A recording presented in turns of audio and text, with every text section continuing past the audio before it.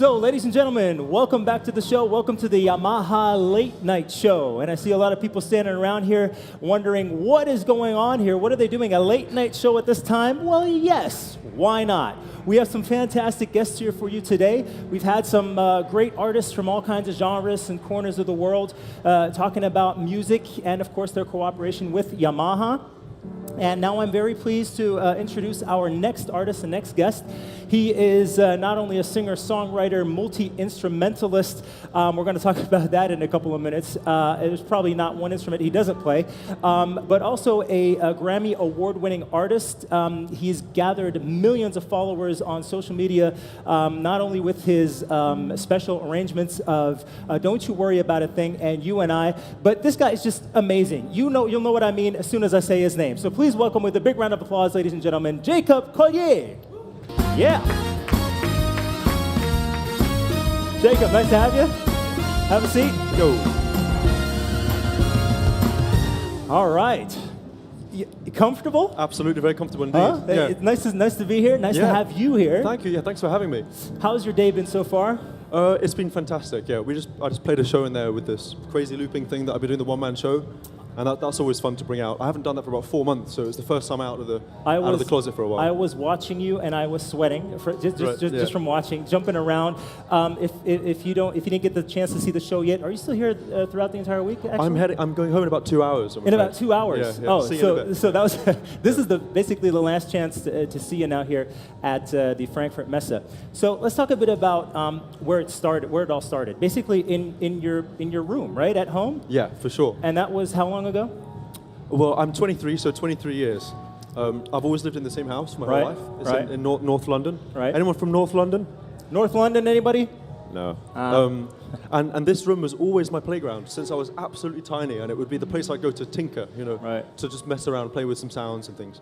So. And that's basically still the place where it's the same room, very same room. Yeah. So it's really like a magical spot for me, and I've been spending lots of time there lately, just creating things after touring for a couple of years. So it's been lovely to sort of reconnect with that space. And you never really had, like, let's say a real teacher. You didn't have lessons for instruments, for all the instruments you basically learned. It's all self-taught. Yeah. What do you play? I have a list here. It says like piano, keyboards, bass guitar, drums, melodica, guitar, mandolin, ukulele. Is there anything you do not play? Well, yeah, it's funny because I don't necessarily think of myself as an instrumentalist. I think of myself more as a musician. So I try to think about whatever instrument it is I'm sort of touching as something that I can communicate a gesture with. So. I tend to do a lot with voices, and so the voice covers the woodwind and the brass section, so I don't tend to mess around with those things very much, but as far as anything that makes a sound when you hit it, I like that. Right. And I think what you said is very interesting also. This is a communication tool, right? Yeah, yeah, for sure. I mean, I grew up in a family of musicians, so for me it was about speaking and understanding the language of music, and I think the best way to learn any language is rather to sit down and concentrate on it, it's just to go out and speak it, and surround yourself with masters of it. And don't judge yourself about the learning, just go ahead and learn. So for me, I liked taking charge of my own learning and just exploring where my ear led me. And my ear is still leading me places. It's the same places they've been leading me for my whole life, and I'm just about arriving in some places now, so it's very exciting. So improvising, I guess, is a major part of the whole process, isn't it? I think so, absolutely. Yeah. I mean, like, we're improvising right now. We have a common vocabulary. True. Which is cool. We do, but we're riffing off. And I love taking risks in communication. So when musical things happen where it's slightly unexpected, I get a real kick out of that, and I've sort of studied the science of how my emotions are affected by different choices, and I've sort of built myself a framework of understanding that everyone builds subconsciously when they learn any language. Right.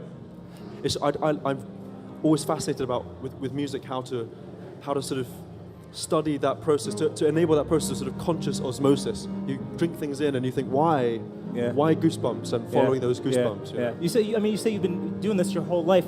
Was there a certain point in time where you realized, hey, this could be my job? Do you consider it as a job now? No, I still haven't got there yet. No. I feel like when I get there, it's disappeared.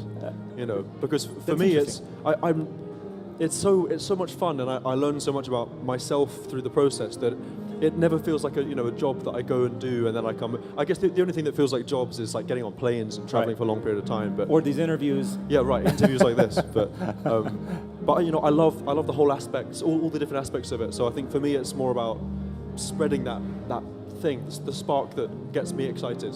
So tell us a bit about the creation process when you go into, let's say, your playroom, where the magic happens. Yeah. You released an album in 2016, In My Room. Yeah, right. Now, how was the process? Did this happen fast, or was it like, this happened over a certain period of time? Like, did it take years to bring this together? Well, I suppose there are two answers to that. The first answer is it took me 21 years. Right. Because it was my whole life of fascination that led me to that point. Right. But I did it in about 3 months. So as in, I booked a flight, and so that was a hard deadline. Otherwise, I'm going to go on forever. I booked a flight, and then I made this album, and then I toured it all around the world with the one-man show, which is crazy. It's absolutely crazy. I still can't believe it, but it's really exciting now to go back into that space and create afresh. There's all sorts of new things I'm making right now. It's very exciting. As you can see, millions of people love it. How do you perceive this social media hype and the millions of views your videos get? I think we have a video playing over here. Does this kind of are you excited when you see things like this, or is it like, oh well, it's part of the thing, part of the deal? But I mean, I guess the moment you take it really seriously, it's disappeared. So I mean, the whole thing is quite silly. Right. But I try to be as Jacobian as possible with everything I do, whether it's social media or songwriting or playing or teaching or having conversations with fans and stuff. So it's very much me being myself. And I think if I wasn't, it would feel very uncomfortable. It would be like I'm sort of an imposter on my own world or something. So all I can really be is who I am.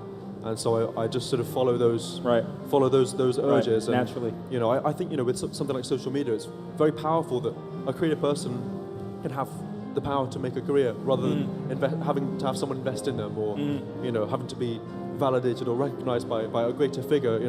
I've just been doing the same thing for 23 years, right. and I haven't even gotten started yet. So, but that's interesting. He hasn't gotten started yet. But obviously, you do need supporters along the way at some point. And some of your biggest supporters, most famous supporters, Quincy Jones, for example, or Herbie Hancock. Maybe you could tell us about the time you met them. It's crazy. I mean, they're beautiful people because you get to the top of the food chain, as it were. Right. And rather than finding people who are really sort of full of themselves or something, they have a lot to prove.